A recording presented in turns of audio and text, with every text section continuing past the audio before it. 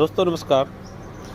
आज मैं आपको एक ऐसा वीडियो देने जा रहा हूं जो कि आपके गार्डनिंग के अनुभव को बहुत ज़्यादा अच्छा करेगा। तो वो हमारा अनुभव ये है कि हम बड़ी मेहनत से कोई भी फल का या फूल का पौधा लगाते हैं या सब्जी का लगाते हैं और उसमें फ्रूट फ्लाई अटैक करती है और वो हमारा ख़राब हो जाता है। तो अमूमन ये अमरूद का पौधा है।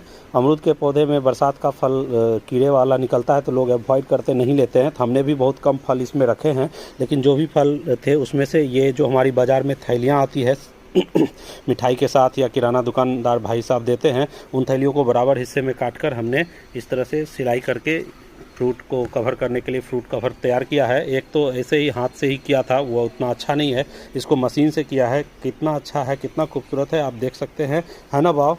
थैंक यू इस अपडेट के लिए, ताकि हम जो भी मेहनत करें वो हमारा सफल हो, हम जो फ्रूट लगाए वो हम खा सके। इसके लिए ये कवरिंग लगाना बहुत ज़रूरी होता है मित्रों। धन्यवाद।